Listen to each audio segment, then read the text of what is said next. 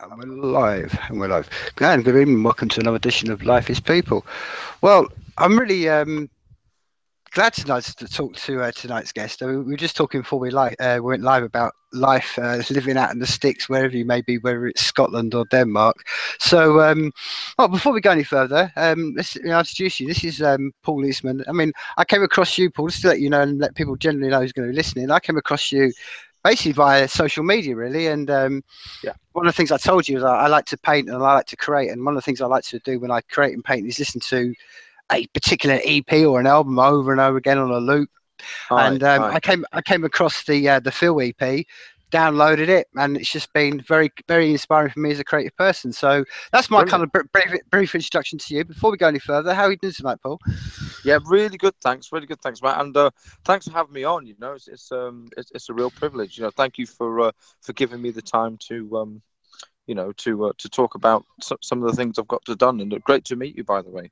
Oh, it's perfect. I often say this many times. I don't get to speak to, for instance, many pianists, and I'm always searching out. It's kind of like to reach out to talk to an artist or to a pianist is quite hard because they tend to be very isolated, herdy cats, and they don't want to stick their head above the parapet. So, because I mean, it's fascinating. Really. I mean, it's really maybe a really good place to start because I think one of the disciplines about being a pianist particularly, and I know it's something that it's in your bio about how you're a concert pianist to the age of 18, but one of the disciplines that goes around that, and I know this just from my I'm on a starting process to sort of get into the piano myself, but a lot Yeah. of it is completely you're isolated and you're doing a lot of work by yourself, which is more than maybe a lot of instruments, because a lot of, if you're playing guitar you tend to go out and you're playing the band, but being a particular concert pianist, it must be many hours alone, just either practicing or learning the recitals that you're going to be playing. It certainly was. And I mean, basically, I was from the age of when I first started, which was around 12 or 13 or something. I mean, I was doing it by choice, obviously, but it came to a point where I was putting in around 8 to 9 hours every day of, scales and arpeggios and things like that, which obviously, I did that because I loved playing the piano, I wasn't pushed into it or forced into it, and, but it did get to a point where, because you mentioned the whole kind of isolation and the solitary existence of being a pianist, especially one who was also doing kind of recitals, but also but still practicing and studying at the same time. It's very, very demanding kind of mentally, because all your friends are out there, kind of meeting girls and doing the things that teenagers do, and you're at home going da da da da da every single day. I'm thinking, yeah, it's a very, very different sort of life, it really is. So, but where did the journey with piano start? I mean, did that start as a very early child? And can you sort of remember, was that just something that you had one in your household and you got into it, or was it kind of? And I say this because I've spoken to a couple of friends of mine, and they were sort of told me when they were young children, it was almost like a daily ritual. Their parents would sit them over and make sure they learn all the, like you say, the arpeggio and the scales and stuff. So was yours more of an organic entrance, or more that kind of being taught very methodically from a child? Well, at the time when I first got interested in music in that way, I was just kind of dabbling on an electric keyboard. My brother was into music in a big way, or one of my brothers, and he was a guitar player and a keyboard player. And I guess I just kind of wanted to copy him in a way. I wanted to have my own keyboard in my own room. We were living in Germany at the time when I got interested in that, because I come from a military family. See, I've traveled around a lot, and we were just in the process of actually moving from Germany to the south of England. And I took it up there, and my mum kind of said, "Look, if you're really enjoying this, when we get back to England, we'll buy you a little upright piano." It was like a 50 quid job. So I said, "Oh, that'd be great." So I was about 12 or 13, and then I started playing, and it became obvious that I really loved it, and I had kind of a talent for it, and a pursuit of the interest. So we started, I got a teacher and things like that. And, I went through a few different teachers, because you kind of, I mean, I learned very, very fast, and then I ended up, I think by the end of when I was really kind of studying. I was up in Blackpool teaching with quite a renowned teacher up there, you know, so doing trips up there every year. And then, yeah, it just kind of led from there, really. And, you know, I was just doing it every single day, you know, and just learning new pieces of music. I also found that I had a really good ear. So as well as, obviously, I was learning to read music and stuff, I could also just listen to something and just kind of play it, you know. I just kind of had that feel where I could just listen to something and I'd know where to put my hands on the keyboard, you know. It's quite kind of a strange thing, but yeah, it was, so I'm probably about 12, 13, and just, yeah, you know, my parents could see that I was really into it, so they supported me in that way, you know. Okay, so I mean, again, this is one of the things that's always fascinated me about someone like who steps on stage, particularly. And it's this duality we'd just be speaking about, because you've quite eruditely spoken about how it's many hours of lonely practice, and then you're getting on that moment where, again, you as a lonely self-individual are getting up there on a stage and playing in front of people, a piece of music that it could be, you know, I don't know, 20 minutes, half an hour, whatever long, and you've got to memorize it and people are there. So what was that first experience like? I mean, that's stepping out, and maybe a side question to that. Again, do you get to choose, even at that age, what piece you're going to get to play on your first, you know, when you do a recital on the concert pianist section? Do you get to choose, or is it kind of it's a group decision, or is it more like, no, we want that playing, just play that? I mean, how does that work? No, I was kind of in control of what I wanted to play, really, because even though I was doing recitals, I mean, I wasn't doing recitals for, you know, like colleges or anything like that. I was doing my own thing, and then opportunities came up where I could get out there and play the pieces that I was practicing and learning, you know, in front of an audience. And it could be some of them were quite a considerable size as well, you know. So I started basically putting myself out there as a pianist, as a classical pianist who, you know, and I was starting to get some recognition as well in the UK, you know, from, you know, just being a teenager and things like that. So no, I basically, you know, I was into a lot of Chopin and Rachmaninoff, you know. I learned a lot of Rachmaninoff stuff, and I kind of jumped right in at the deep end, really, because I suppose a lot of teachers, and, you know, would have kind of held their students back a bit in some ways and said, well, you know, wait till it's ready and all of this. But I had a really good teacher who said, if it's not ready, you'll soon find out, you know. So, you know, I basically just, you know, I had a load of concerts lined up over the course of that period of time, and I just went out there and started playing. And the first time I remember doing it, I mean, it was a big stage, big piano, and lots of people, you know, 400 or 500 people. And it was kind of like, it was terrifying, you know. I was only 15, 16 years old, you know, and actually, but it was terrifying to the point where I thought, wow, this is what an incredible buzz, you know. I thought, wow, this is really, really something, you know. And I loved it. I really, really, really did, you know. But then, you know, it kind of started to fade a wee bit, because I wasn't enjoying the 8 hours a day, kind of like a ball and chain, you know, tied to the piano.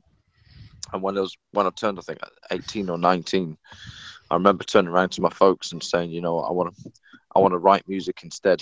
I didn't want to be you know, that kind of rising concert pianist thing anymore. You know, I think it really does take a very special type of character, and on top of that, a very special type of discipline to work to that level of, say, someone like Lang Lang, or, you know, who, you know, I mean, they're absolute monsters, really, you know, and not in terms of what they can do, but in terms of how they can discipline their brains and their entire day around doing that. I find it absolutely incredible, you know. But I basically decided to pursue a slightly different path, you know, in terms of playing the piano. Well, just on that one, before you put the flagpole, you know, in that, before we go and move any further, I mean, I completely concur on you. I think it's one of the, I mean, like I said, just being faced with just a piano, and it's one thing, as you said before, which is absolutely astounding to me, that we've got the minds to do this, that we can, like you say, just not only, you know, take music, you know, compose it, then someone like you, maybe 100, 200 years later, then, like you say, like, to the really high level pianists who can not only learn the skills of it, which is incredible. I mean, like I'm saying, I'm in a self-learning process with the piano, and it's incredible. I mean, like you say, it's not only just learning the basis; it's always like an ongoing journey. And on the other side of this which is the other thing. I think it's one of the maybe forgotten things about when you see people who are very, very skilled at, like yourself, who are good at piano. It's not only learning the what music is about, how to read it, how to remember it, and all that, but a lot of it must be. And again, I love you to speak upon this. The element of trying to pick up what the composer or that piece of music, what they're trying to express, because it's very much, it's one thing just learning a skill. I've seen this with many musicians and many things. You get people who can do everything to a very high level but got no, for want of a better word, soul. So one of the things that must be one of the struggles of a pianist particularly is trying to wrestle that emotion, the feel of what that composer was meaning in that moment, which is a struggle, because especially when you bear in mind a lot of the classical stuff was written on harpsichord, so you're transcribing something that was written for one instrument onto another and trying to get the feel of what that person again. So I mean, that must be an element of that. Maybe it's not sort of spoken upon a lot in Well, absolutely, you're absolutely right there. I 100% agree with that, because the thing is, interpretation is very much a personal thing. Now, in the classical world, there's kind of almost like a I don't want to go and call it like a kind of musical snobbery, because it's not the right words for that. But you got the notes on the page, and then you've got how you would play those notes physically, which relate to those notes on the page, and you can do it that way, and it's completely right. And then you can put emotion into it and things like that. But and that's great that a lot of pianists can do that, and it's brilliant. But I mean, I've kind of when I was doing a lot of my own interpretations of famous pieces, classical pieces, I mean, I'd get ripped to shreds because my interpretations would not be like people would expect them to be in terms of how people will play it, basically, because I think otherwise you're just kind of replicating. It's like being in a covers band, really. You might as well go and do that, but you're playing at a really high level. But so I actually started really kind of trying to reinvent how things would sound, and I really try and go into like Rachmaninoff, for instance. I do, I really love that composer, and I'd really play around with timings and things like that, or I'd take the timing of the piece out of the equation altogether, and I'd do it completely on feel, so I'd play it much slower than everyone else would play it, and it would be much darker and more sinister, and that can kind of mess with people's minds in a lot of ways, I mean, I got slated for that a few times, but at the end of the day, they'll never forget that performance. So, for me, it's kind of it was kind of like job done, really, But then, yeah, it's you could play the notes on the page, and you can do it that way, and that's brilliant. And it does take a big talent to do that, and it takes a lot of time to be able to rehearse it and get it as good as that, But there's a certain amount of bravery going into it if you can really put your own interpretation on it, because I think anybody can play music at 100 miles an hour or at warp speed, and it looks impressive and sounds great. But I think the real trick to getting inside the listener's soul and really kind of bringing out those emotions in people is you just got to dig that little bit deeper and really pull it apart, really pull it apart, and then you start to put on wear the jacket of that music, so to speak. It kind of becomes part of you. You're wearing it, I know it might sound very kind of artsy fartsy describing it that way, but it's just my experience of it, that's all. Right. No, I mean, let's be real about that. I mean, it's far from artsy fartsy, because I mean, what you're doing when you're listening to music, and I'm no neurosurgeon, but these things are going into your neurosynapses. It's literally forming the way, and they sit in your mind. That's why music is so strongly associated with memory from your childhood and stuff, because music has that way of just forging paths in the mind. So I don't think it's artsy fartsy at all. I think you're right, and I think the other thing, just on that very point, and I've always thought this, is like because I've heard that same sort of, you know, gist, and, you know, about, you know, particularly when people were doing classical, you know, pieces that everyone's heard before. And I've often thought, well, we know just little insights of these composers, you know, whether it's your Beethoven's, your Chopin's, your Rachmaninoffs, or whatever, but they tend to be very, you know, moody people, or virtue, but they're very creative people. And you think, it's like if you saw them do the piece on a live one, they would be changing it all the time. It's like, you know, it's like a band who record, you know, like it's like seeing Bob Dylan's version of Blowing in the Wind. You know, he recorded that maybe in the studio in one day, and by the time he's playing it now, it's like, well, okay, that was a feeling I had at that moment. So I think for you to get, like you said, it's strange that people, I don't know, they put these kind of like you say, almost snobbery little rings around things and say, oh no, that's not the way it's played. And I think, well, but, hey, I bet if Beethoven was there, he'd be slapping you in the face and saying, this is the way I'm going to play it. I'm going to play it downbeat, or I'm going to play this slow and fast. So I think the essence of it, this is the true genius of it, is like I said, it's that digging the feel out of it. And then, like you said, when you've got the feel,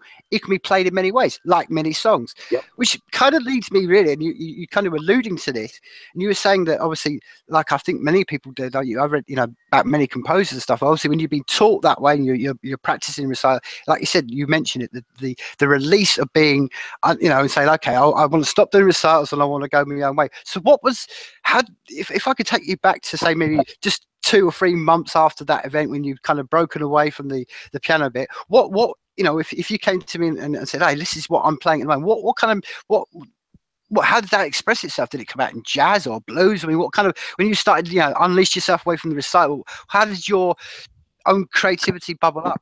What kind of form of music?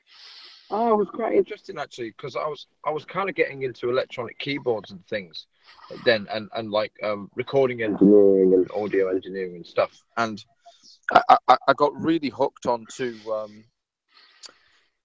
you know, kind of a lot of synthy stuff. You know, I mean, I've always been a big fan of Vangelis and Jean-Michel Jarre, so I was listening to a lot of that stuff, and then I started getting involved in you know, I started buying like old analog keyboards and things like that, and 4-track tape recorders, and just I'd lock myself away for months, you know, in a dark room, and just start experimenting with all this stuff and writing, basically just writing, because I felt that I had a lot more to say than just through other people's music. You know, I kind of felt that I could do this myself.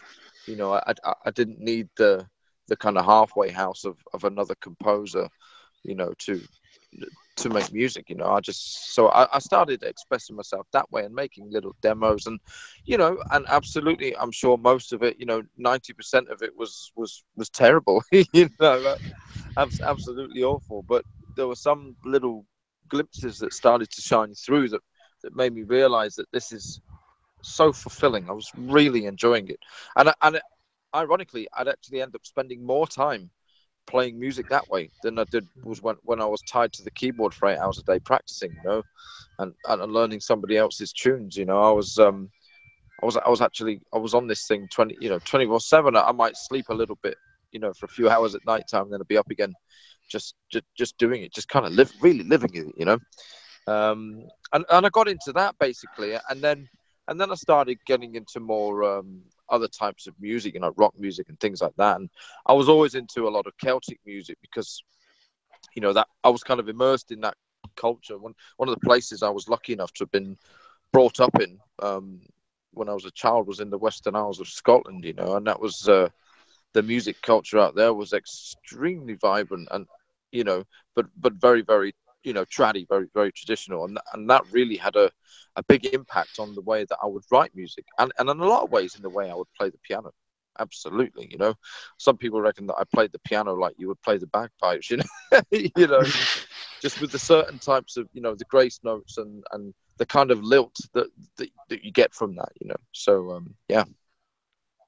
Well, before we do get into your childhood and growing up in the Hebrides, one of the things I wanted before we get away from this too much was the element you mentioned, and again, one of my friends I had was he was actually a conductor in the Chile orchestra, in Chile Symphonic, and one of the things that we had many discussions about, and I always found this fascinating. And again, I've spoken to many people who've gone through music college and stuff, and it seems to be a recurring one I have many times that comes back to me, that people like yourself who have really immersed yourself in learning and understanding, music and all this, and all the knowledge that you gained, they say it's in some ways one of the battles they had coming out of it was almost to unlearn all the things that they had learned and almost become a bit more free. And they, I said, I spoke to many times, and he said he'd play the piano and he'd almost just naturally start slipping into things he would just flow out of him. So he said a lot of it was,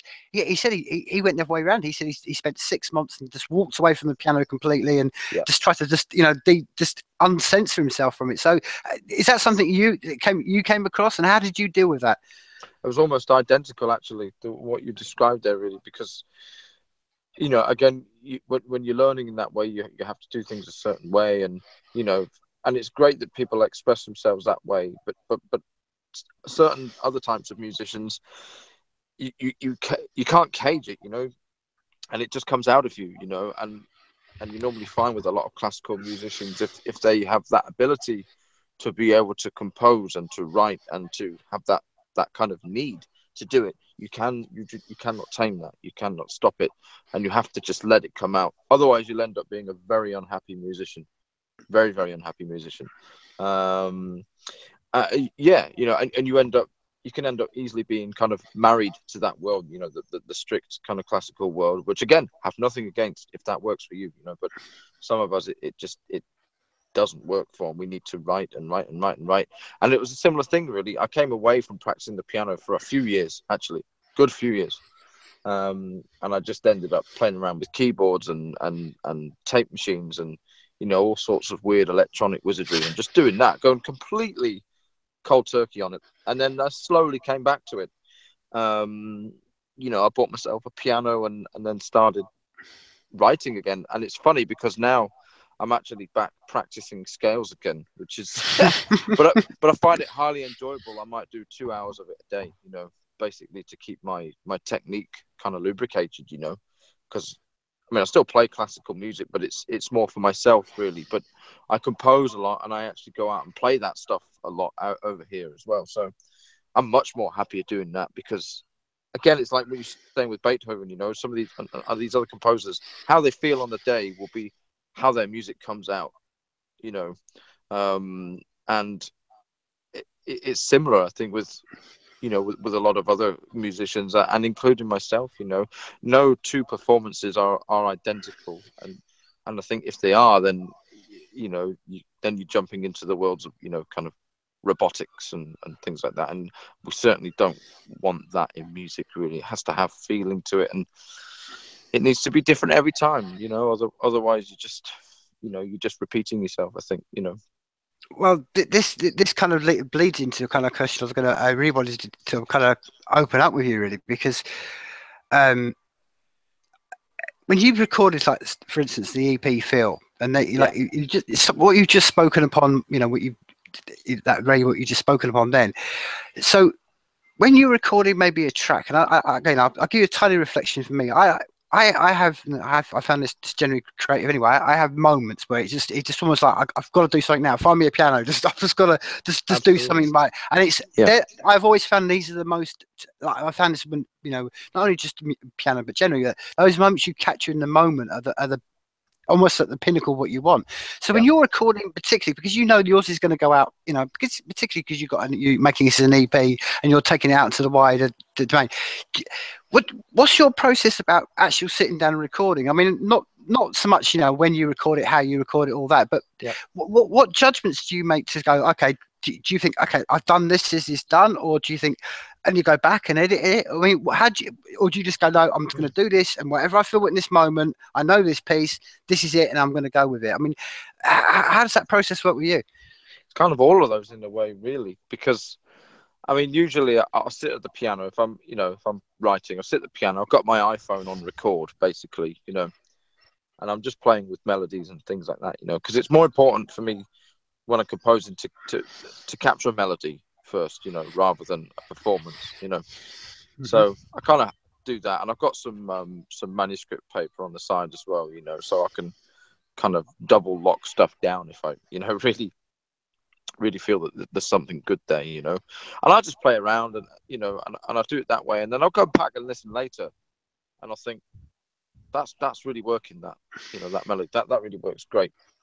Or sometimes I can just sit in the studio, you know, and just record, and that's how it is, and that's what it comes out like. You know, I've done that quite a lot recently. You know, stick a couple of mics on the piano, and I'm just playing away, and that ends up being the performance. You know, or it can be a lot more convoluted. You know, I can go and put things together, and then spend a couple of weeks editing stuff, and you know, but usually, you know, when it feels right, and I don't, you know, and I think, okay, the performance is you know, is kind of the best of my ability at the time, you know, then I'll kind of let it go, you know, and put it out there, let people have it, you know, because you know, if you're a recording artist, there's a very, very big danger of becoming over critical, over analytical, to the point where you end up releasing nothing, you know, and you don't put anything out there because you think, well, it's not good enough. And, you know, I think any decent musician will always say that their work is never good enough, you know. But there becomes a point where you have to think, well, just let people have it, you know. And yeah, it may get critique and it may get praise, you know, appraisal, but it's not going to stop you doing what you're doing. So just, you know, if you've captured a moment and it makes you feel a little something, just put it out there and let other people have it, you know, let other people feel the same, see if they can get something out of it as well. Exactly, and that's something that isn't just unique to musicians. That's a very general creative one, and I remember that same thing.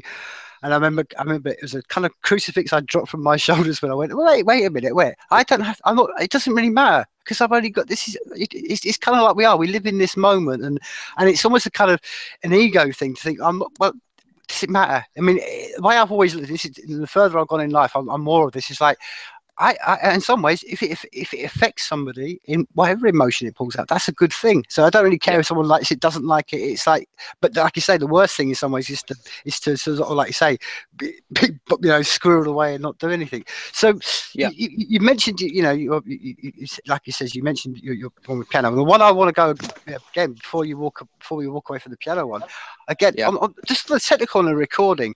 Now, I've only, like I said, when I'm doing this, I've recorded just, which is the beauty of the days we live in. We can just stick, you know, I can just put a mic on and, you know, do it quite nice and sound. A couple of questions. You mentioned you had 2 mics, and that's something I want to discuss.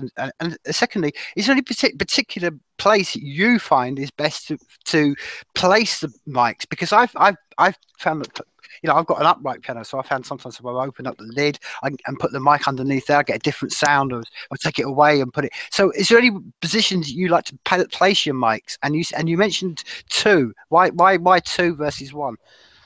Well, sometimes I use a single microphone. It depends on the style of recording I'm doing, you know, what sort of sound I'm trying to achieve. But usually I use 2 to get a stereo spread, so to speak. So, I mean, the piano I have at home, it's a Yamaha C7, so it's like a semi-concert grand. And so I usually have the lid open. And the mics I'm using are not particularly expensive mics either. You know, they're just a set of ADKs, I think, you know, probably £150 each, something like that. And I usually put one kind of over the bass strings, you know, equal width apart, you know, so around about sort of 2 feet, 3 feet apart, something like that. And then another one towards the top end, but all facing the same way, sort of towards the keyboard, if that makes sense. And then, you know, you just kind of you play around with the sound. I'll pan, you know, the bass one towards the left or towards the right, or opposite way, you know, depending on how I want the recording to sound, you know. And I normally find that the 2 mics will do the job. I did recently, my band Coast had we just released an album earlier this year, and all the pianos that I did on that were all from my C7, just with 2 microphones. And that was done basically just that way. And if you ever get to listen to the piano sound on the album, it's called Windmills in the Sky. It's just a lovely big stereo, you know, lovely bright piano sound, you know. So it's Yeah, as long as you've got a good room as well. I mean, my room is quite small, you know. My piano is in my lounge basically. So when I need to record with it, I turn it into it's kind of into a studio for the day. And I just run the two microphones into my laptop via an audio interface, record it with my headphones on, and then if I'm happy with it, then I'll take the files up to the studio and do further edits or just put them straight into the mix, you know, whatever I'm working on. So for me, recording piano is a very, very simple process, you know, because the room I have you can't really hear it on the record. So I tend to put the ambience on afterwards, you know, if I want a bigger reverb or something. So yeah, so it's nice and simple. Well, like you said, you mentioned, obviously we go, I can't, I feel like I just want to drag you and talk about pianos, but I'm aware I can't dispense all my time talking about pianos. But that's fine by me. No, exactly. But you mentioned obviously the Bangko. So how did that sort of process of going, like you said, because we kind of left the story where you just left and you're expressing with your keyboards and stuff. So how did the process of getting into Coast, how did that come around? Well, it's about 10 years ago, actually. Me and my brother, one of my other brothers, he was like a drummer, you know, and I just moved into this house, like a shared rented house thing, and I had my studio, and I was really listening to a lot of Mark Knopfler and Bruce Springsteen at the time, you know, and I'm a big Bruce Springsteen fan, and I wanted to just kind of demo my studio, really. I set it all up, and I wanted to just record something to make sure everything was working, and I recorded this wee song, and you know, I ended up putting it out on the internet, and lots of people were saying, "Hey, you should get a band together and go and play that sort of stuff," you know, because that kind of music has always been, you know, very special to me, with that kind of Celtic vibe to it, you know, but rocky, but with a Celtic vibe. And it kind of grew from there, really, you know. I just ended up forming a band, and you know, musicians came and musicians left, and you know, we were playing kind of like the local kind of club circuit around the south of England, and before I knew it, I was touring all over Germany and Denmark with it, you know. And I ended up being the singer. I never ever thought I'd be doing that. Apparently, I have a nice voice, so I just ended up doing that, you know. So now I'm kind of doing daily exercises in keeping my vocal in shape and things. Now it's kind of what I do the most now is singing, you know. But obviously using the piano as well. I use a piano mainly for composing now. So it's kind of, it's been a strange journey, really, going from just learning piano then to being a vocalist as well, you know. And yeah, I'm like every other vocalist, really. I hate the sound of my own voice, but other people seem to like it, so that works for me. Well, again, this is, you know, you're speaking really upon this is a fascinating duality you have about your character, my friend, because like you said, you spoke a lot about, you know, many hours alone learning the piano and get to that level, and we spoke about, you know, going on the stages as a concert pianist, Yeah. and then the next step you're up there doing a front man of a band, which again, from something like that, to me, that's just, it's like the most.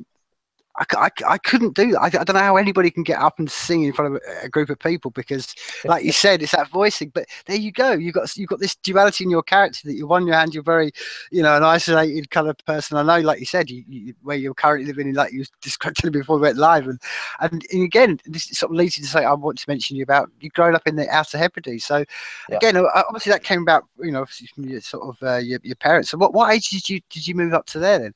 I think I was just before my 7th birthday, actually. Okay. I think I had my 7th birthday on the airplane coming over from Germany. Yeah, I lived in Germany twice, so yeah, I remember having my 7th birthday. No, I had my 7th birthday on the train, actually, from getting on the train station from London to Glasgow, and then we caught the airplane over to the Western Isles, and yeah, so 7 years old. And I was there for a few years, you know, and that had a big impact on me as a child, because, you know, if you've ever been to the Western Isles, it's like being on the moon. Well, it was back then when we lived there, you know. It was just, yeah, you had lochs, a few hills, and some sheep, you know, and that's it. You know, but at the same time, it was the most amazing place I'd ever been to. Because I mean, the beaches were like being on the Caribbean. You know, the sands were just white, and you know, whenever you did get good weather, which was quite rare, quite rare. It was also like being, you know, somewhere tropical. It's like a tropical paradise, you know. Only it was most of the time it was wet and rainy. But for me, it was just I just got this very, very strong, overwhelmingly kind of spiritual vibe from living there. It was like no place I've ever been before, you know, and like no place I'd probably ever be ever again. And yeah, I mean, the culture of the music there was extremely traditional. So, you know, I obviously listened to a lot of traditional music, and you know, my three other elder brothers were going to like a high school there, and you know, so they'd be listening to a lot of that stuff. And I went to school there, and I even had to learn to a degree when I was there. I can't do it now, but I had to learn Gaelic as well. So I was also very much immersed in the culture and everything, and I loved it. I really, really did, you know. And I was sad to leave there when we eventually did have to leave to move to Holland. But beautiful place, really, really is. Well, I'd imagine one of the I don't know. I'd imagine one of the things it must have infused into your character would be the immense freedom, because I'd imagine you basically got free. I'd imagine just free roam of the island, because there's only a couple of roads there, and you know, like you said, you can. I mean, so that must be something, especially when, you know, we were saying before we went live about, you know, the comparison about kids growing up in cities now where they feel they can't even go out in the back garden without being watched by a CCTV camera. So that must be a real, like you said, you talk about things that left an indelible mark. That must be surely one of them. Just that whole expanse, you could go wherever you wanted and kind of know you could. Yeah. I pretty much, yeah. You know, I mean, yeah. I mean, the place was just. I mean, it was actually quite a buzzing place when we were there, because we were there with the military. So, you know, we had the Air Force there, and we had military police as well as normal police as well. But to be honest with you, you rarely saw those guys. You know, they were on the base doing military policey stuff. You know, so yeah, we could, you know, we could kind of do whatever we want, really. You know, go to the beach. We could go to the beach, depending which one we wanted to go to. Go watch the Hercules or the jet aircraft, the military aircraft come in every day and out. That was brilliant, you know. You know, I used to love that. I mean, that's one of my fondest memories of a kid, you know, because I grew up on military bases, you know, so I could see all these really flashy aircraft and fighter planes come in and out every day and things like that, you know. So it was, yeah, it was just a different sort of lifestyle, one that I feel very, very fortunate to have had, you know. You know, I mean, I can't say I'm proud of what I had, because it wasn't something I had any control of, but I felt lucky to have that sort of lifestyle, you know. And yeah, the Western Isles of Scotland, wow, you know, just an incredible place, and musically, just having an impact on me, you know. I certainly got that kind of Celtic lilt from you know, some of it from that. I mean, my mother was also, you know, she had a kind of Scottish roots as well, you know. So we come from the Morton family, so we do have that in our blood as well. But that was a few generations back now, so I can't really say that has had any influence over me in that sort of respect, you know. But yeah, very, very fortunate to have lived there, definitely. No, I think what you've just spoken upon is something that I can definitely concur with. I mean, even just where I am, I'm only on the edge of the Highlands, but yeah, literally, I could, you know, where I'm looking right now, there's a standing stone, and they say that goes back at least 3,000-4,000 years, and it's so humbling to think that human beings have not only just been walking around where we are right now, but they've had culture, and then you realise that, and this is one of the things that really kind of, I remember the day I remember, it kind of as a light switch went up on my mind was when someone said to me, imagine this United Kingdom, instead of like, we always see it like on every map, we see, you know, obviously London down the bottom, and it's always, you know, exaggerated and stuff, but he said, just flip it round, because he said 4,000 or 5,000 years ago, that was where all these little islands were power bases, and it was like the whole of the world was really kind of in and out of these islands, which is fascinating now, because people go to the Hebrides and think, you know, it's the isolation, but going back 3,000 or 4,000 years ago, it had been quite a busy trade, and like I say, it leaves these these echoes that, like you said, it's very you feel it in your soul at times. I mean, I'm sure it must be the same here, but you know, like you say, one of the things that I noticed, particularly between England and coming up to Scotland, was like, you know, even here you can walk into any bar and be somebody in the corner with, you know, some instrument, and before you know it, there'll be 4 or 5 people, and I thought this is a very kind of Scottish kind of thing, especially compared to England, and I think it's a very nice thing. But one of the things I got to mention about the Hebrides, and you said it was like moonscape, and it's and I think maybe people don't really sort of understand so much, but it's when you say moonscape, you do mean that. I mean, I don't know what the situation, but I know a lot of the islands up there, they don't even have any trees on it. So what was it? Right. What was the situation? Did it have a lot of trees? And because this is one of the things that puts people off, and they say it's just flat and moonlight. Okay. There were no trees when I was there. None. Certainly not where I was. You know, I heard that the Vikings had burnt them down, and then obviously because of the wind conditions, they couldn't grow again. But I have been back since a few times for holidays and doing gigs and things, and I've started to see more trees growing up there. So that's kind of cool. But when I was there were no trees, nothing at all. They did start trying to grow them. But they were like twigs, you know. They were just not surviving for some reason, you know. But I mean, it would have been bustling at one point, you know. I mean, the Vikings came over and inhabited a lot of that, you know, before taking over the rest of the UK. You know, but it's incredible, actually. I mean, living here out in Scandinavia, you know, I mean, you see a lot of similarities, and especially in the north part of England and obviously Scotland as well. Some of the towns and the places, I've got very, very Nordic names. You know, I mean, take somewhere like Grimsby. You know, I mean, that's an extremely Danish name. You know, it kind of means ugly town. You know, and I'll let other people kind of finish that one off. You know, but it's you know, anything with a B and a Y after it is extremely Danish, you know, Scandinavian, because it means it's boo, which basically means town, you know, city, whatever. So, it's incredible that, you know, the UK and Scotland in particular has had all those influences coming into it, which seems to have developed this kind of, you know, this modern Celtic system that you see today, you know. I think it's great. I think it really is wonderful. It's fantastic. Oh, I totally concur with you, and I think it's one of the things that it's always amazed me, particularly because, you know, like I say, we both grew up and we both know what it's like to live in England. But the amount of people that never go from England and then don't go to the backyard of the UK, and it's kind of the further up you get, the more you kind of, like you say, and I mean, even here, all the signposts are in Gaelic first and then English underneath. And you think this is just, people don't even realise this, and they will pay to go and live, you know, I must go and see my holiday in, you know, whatever their tick list in Europe is at the moment. You think, well, you go up to the back of your back garden of the country, but people never do, which I think is one of the things that I duality again. I think this is one of the reasons why this part of the world has remained and has got that the feel it has, because it hasn't been over touristified and hasn't been just, you know, if this was, I always said, if the Highlands were in the south of France, it would be, you know, full of, you know, Ferraris and people with, you know, speedboats and all that.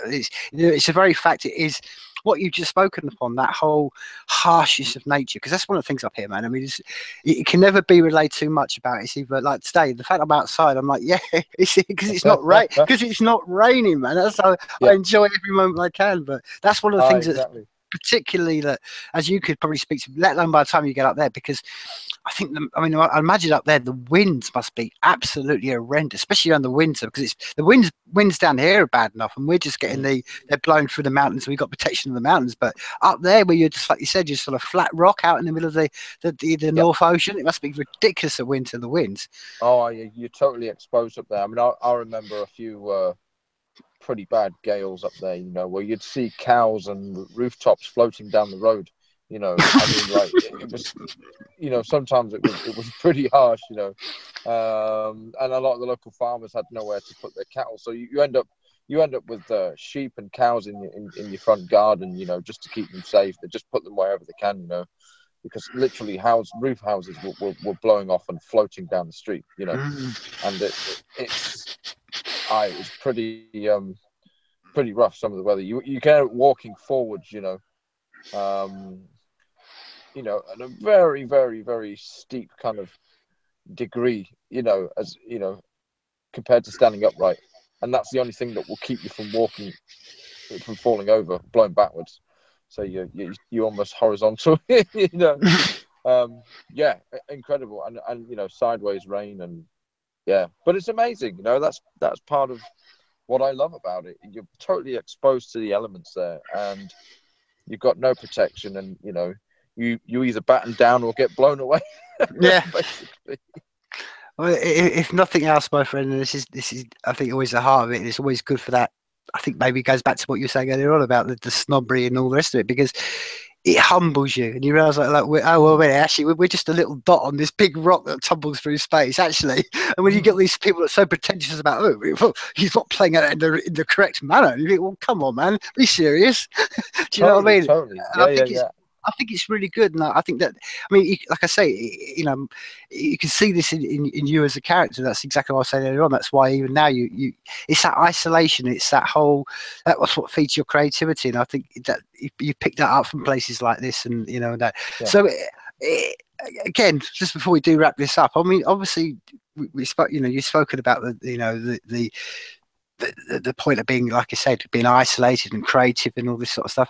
Do you get to the point where, particularly like you said with the duality of coast, are you getting to the point where you're getting itchy feet and thinking, oh, I can't wait to get out and start playing? Or are you actually now in that process of like, no, this is really nice, I'm in that whole summer creativity and just enjoying it? I mean, whereabouts on that spectrum are you at the moment? Well, I've just come back from doing a week's tour with my guitar player. He came out from Oban. He lives in Oban. He's the coast guitar player, and we've just been around the north part of Germany doing some small concerts, you know.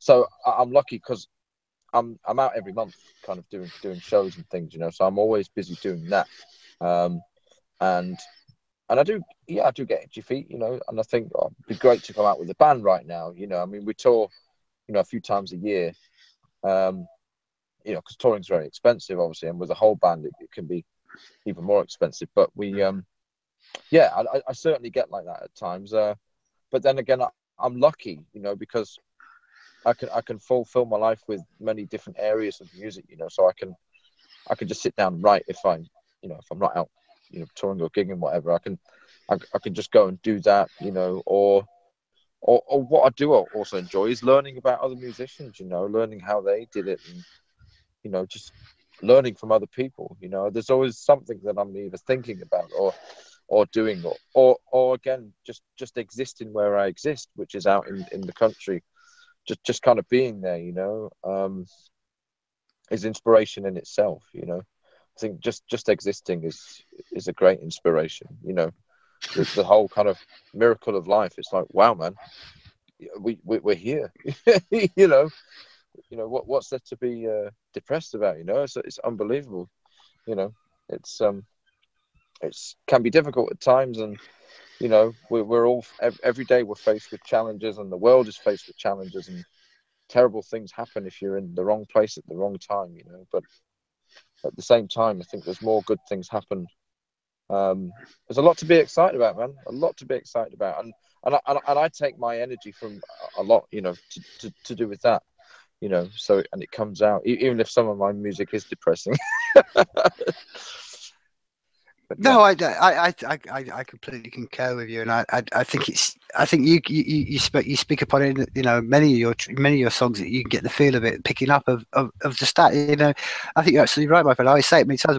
We live in the greatest of days. These are. I wouldn't want to live 60 years ago. I mean, I wouldn't want to live through the Second World War. No. Thank you very much. I mean, we are. That's what I'm saying, and I think you're absolutely right. And I think this is.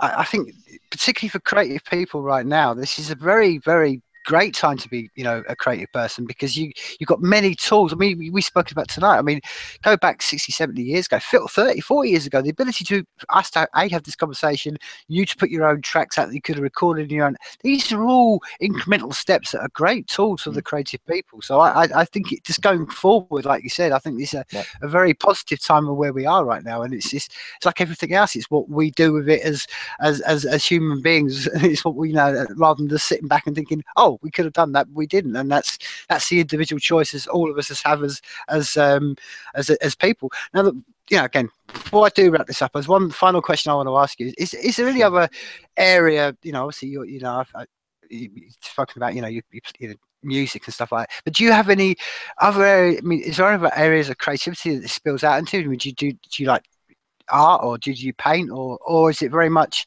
I'm always fascinated by this, because I speak for myself, because you know, when people say to me, oh, what are you, and I'm like, oh, you're a painter. I'm like, no, I'm a creative person, because creativity can come out in painting, it can come out in music, it can come out in this writing, it can come out in many ways, and I don't like to even box myself into say I'm a painter or a musician or anything. I just tell myself I'm called a creative person. Are you the same way? Do you have many? I mean, does it come out in artwork? Have you ever tried to put your hand and, you know, get into painting and art and drawing? Or absolutely. I mean, not so much drawing as such, even though I would like to do that more. But I actually do a lot of scale modeling. So you know, I have a very, very big interest. Probably even more so than music, actually, in things like steam engines and things like that. Oh, and wow. So I do a lot of that, you know, whether scale modeling with that or working on, you know, real things. You know, I've got a real steam engine as well that's being renovated at the moment. Like a not full size, you know, but, you know, one that's big enough to carry people. And I also do a lot of you remember the old Airfix kits and things like that, you know. So I've got a spray booth, and I've got a whole modeling things. I've got a man cave, basically. So I basically I love switching off by either doing, you know, I've got like a model railway layout that I'm building at the moment in N gauge style, or I'll switch over to one of my aircraft, you know, that I'm building at the moment. So and I love it, because it's total escapism. I'll put something on, listen to something on the computer, you know, put some TV series on, like Red Dwarf or something like that, you know, something that I find really funny, and listen to that for a few hours while I'm just there, you know, air spraying these model kits. I think it's great, you know, and I completely switch off from everything. It's one of the only ways I'm able to completely disengage my musical mind, you know, or over analytical mind in that sort of way. Not that I'm professing to any type of intelligence in that way, because I'm not, you know, I'm as thick as two short planks most of the time. You know, I'm just good at focusing on what I need to do when it comes to music and stuff. And that can also be a problem, because switching off is very difficult. It can be very, very difficult if you're a creative type, you know, like yourself. And I'm sure you would understand that, you know. So yeah, scale modeling is great. Well, dude, that's a whole other podcasting completely, because what you just speak upon then is kind of like, it's almost one of them ones of, like, you know, coming out and going, oh, actually, I quite like training modeling. Again, my granddad was he's an absolute steam engine buff, and I mean completely. And even when I lived in Leeds, I mean, I give just a quick one, but again, this is literally another conversation I think we should open up and have another time. But when I lived in Leeds, I lived in a little terraced house, you know, which are people who listen to America, is just, you know, the standard, very kind of Coronation Street kind of thing.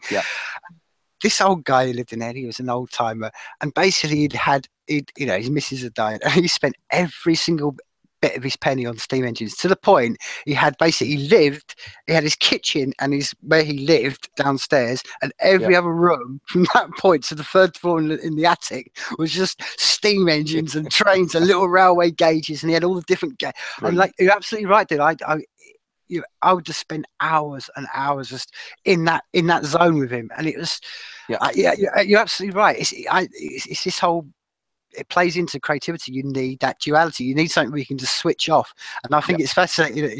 It's a one, because I think the great thing about this is why I say it's a whole different conversation, because it's one of the things I'm fascinated with, where we as a culture are going at the moment with this whole, we're going progressing forward and forward and forward, and we're losing all the skills and the great, I think, man, the great artistic beauty of just steam engines. I mean, all these things. I mean, I live, yeah, not far from Greenock, so this is James Watt country. So yeah, and you think that thing was done all those years ago, and it's still to this day more efficient. It's when you tell people about nuclear power and you say, well, do you realize that nuclear power is basically just a big steam engine? All they're doing is just, and then people are like, they can't believe it. That's what I'm saying, because I'm fascinated at something that I'm fascinated with whether we as a culture, with all this going into VR and all this, are we going to throw all this away? Because I think it's a very key knowledge that, if we lose it, man, we could be in a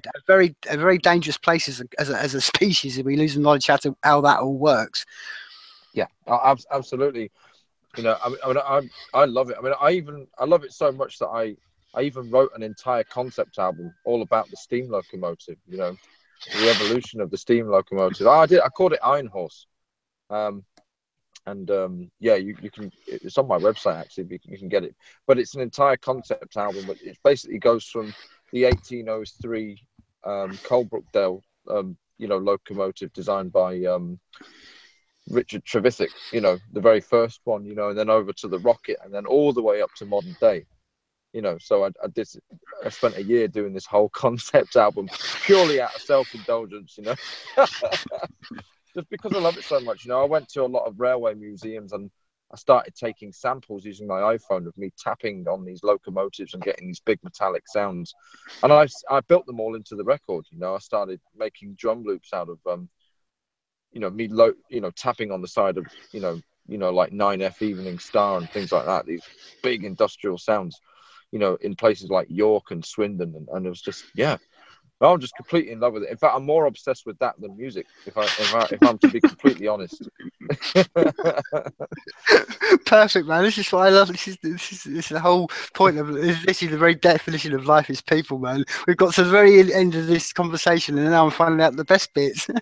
Oh, absolutely, yeah. Now you find out what we really like, Exactly. Well, man, just on that one, and just generally for people, because I think it's a sort of good place you just mentioned then.